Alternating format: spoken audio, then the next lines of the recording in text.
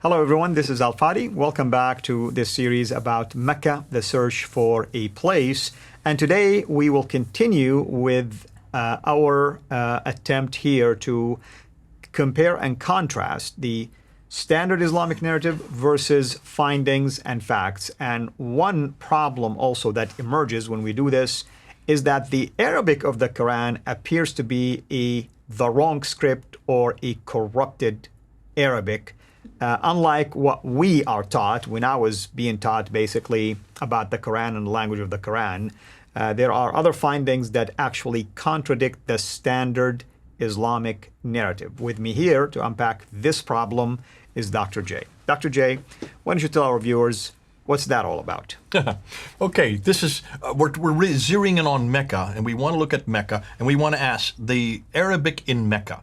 What do we know? What is the name of the Arabic in Mecca? Well, we're always told it's a Qurayshi, based on the tribe of Quraysh, where Muhammad came from. Absolutely. It's the Qurayshi dialect, Right. they keep on telling us. Right. The dialect of the Qurayshi. And that's why when Mudaifa was up there in Azerbaijan and they came across and they were helping out those from Iraq and Right. from Syria to defeat the Azerbaijanis, when they went to the mosque on the Friday and they listened to the prayers were from the Quran and it was different verses. That's right. It's not the same words.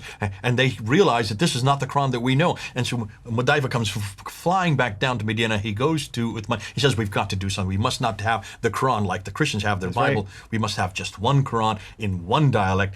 And so Uthman quickly got Zayd ibn Thabit to come out and to take Hafsa's copy and to rewrite the Quran in the Qurayshi dialect. So the Qurayshi dialect is the Meccan dialect. This is the one from Mecca. This is the one from Medina. This is the Hijazi dialect, you might want to call it. Mm-hmm. This is a specific dialect. And what did he do with all those from up in Iraq and from up in Syria? He took them all and burnt them. That's right. I mean, in fact, the tradition says, if you recall, in Bukhari, that he instructed the committee that whenever there's disagreement, use the Qurayshi dialect to settle that matter. Qurayshi dialect. Yeah. All right, let's put a map back up on there and let's look at this map. And here we have a picture of Saudi Arabia, here country. And of course, as we've been told that the Qurayshi dialect, the Meccan dialect, would be in this area right here, this rectangle, green rectangle that I have right over here. That is where the Quran was compiled. And that's where Quraysh, the tribe of Quraysh, would have been. That would be the Qurayshi tribe. So there's Medina, here's Mecca. It would be right here in the Hijaz, known as the central part of Western Arabia. Right. So that is where the Quran. So this Quran that I have here, the Arabic that I have here, which you can read, this would be Qurayshi, right? And that's the understanding. This would be Meccan. Right. This would be Hijazi. Right. And this is unique to anything that happens up here, right? That's true. That's here's what the it problem. should be. Yeah. Now, here's the difficulty. A number of years ago, Al-Jalad. Jalad is... Ahmed al-Jallad, yeah. you know who he is? Yeah, well, he's I think he's an archaeologist, but he is basically doing his research and studies on inscriptions that are found in the region of Arabia, north, south, and different parts. So he's going all over and Right. he's finding these inscriptions and he's looking at the Arabic that's on them. That's right. And so in 2018, he published a paper or a book, I can't remember what it was.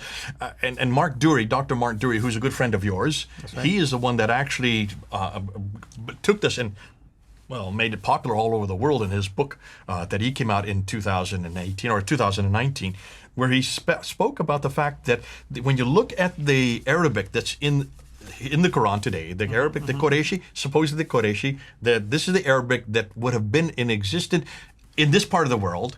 What he has found is that this Arabic actually is from this part of the world. The Nabataean, basically. Nabataean Aramaic. Yeah. And he was referring to one key issue was the rhyming, basically. That was one of the keys that can point to that region. He noticed that the i'rab, which is the unstressed inflectional short vowels, marked with diacritics known as the i'rab, because they were characteristics of Bedouin dialects. He noticed that, but he noticed these things, and I want you to unpack each one of these as I put them up there. So let's look at the screen. He noticed that the tar marbuta. Now, what is the tar marbuta? A ta marbuta will be kind of like either if it is at the ending of a word, it will be kind of like a little curve with two dots on it. I've got it right here. There it is right there.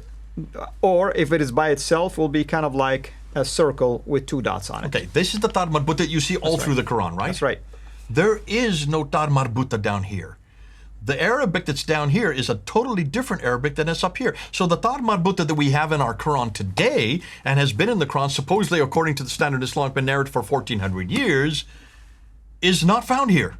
And if Mecca and Medina is where Muhammad was living when he received the Quran, then it should not have any Tar Marbuta. Number one.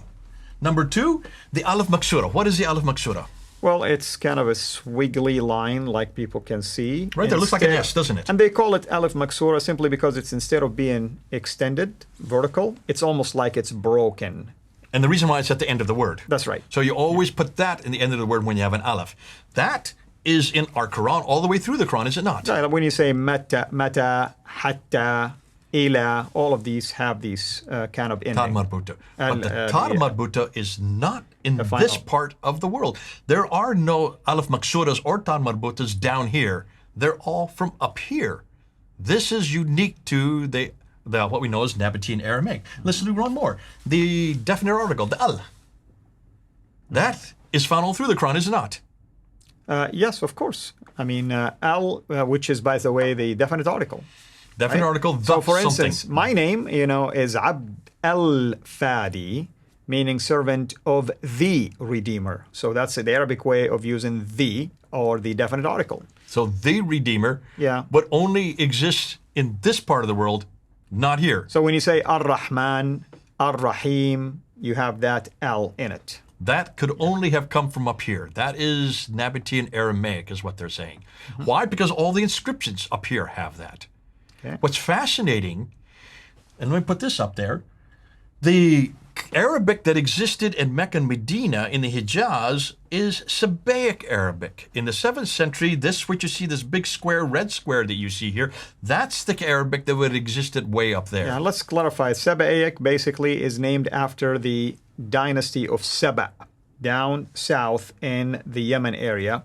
That's at least where they started it from, but they covered, as you can see geographically, a larger ground. It's an interesting thing, by the way. I'm not going to reveal a secret here, but the manuscript I'm working on, what you're saying is kind of like helps with the possible origin.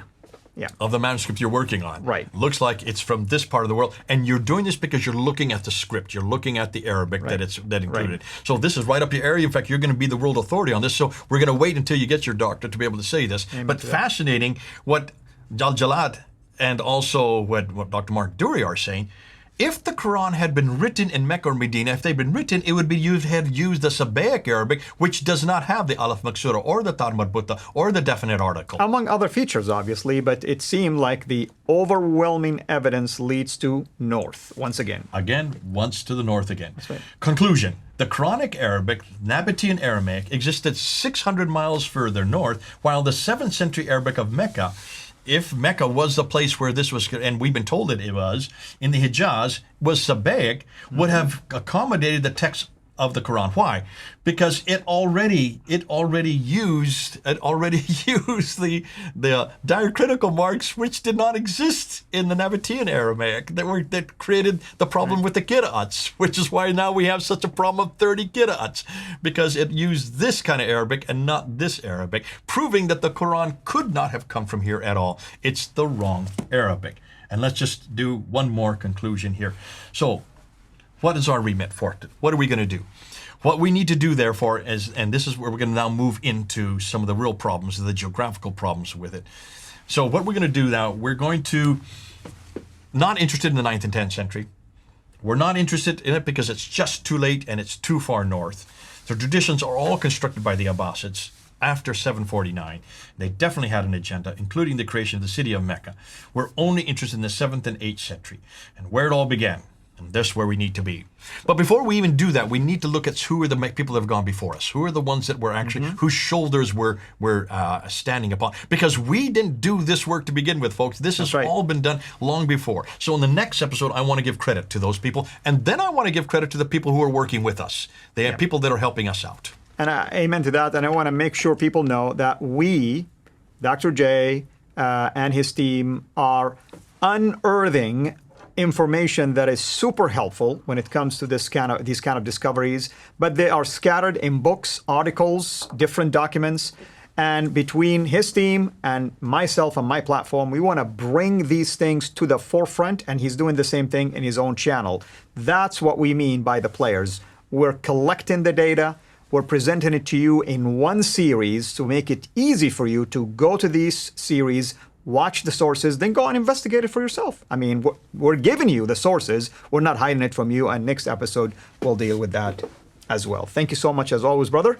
It's exciting. It's always exciting for me, even when I'm doing this with you, because there's always something that prompts me to think about something that I experienced in the past, and I say, now it makes sense. Now it makes sense. Now it's starting, the picture's starting to fit together.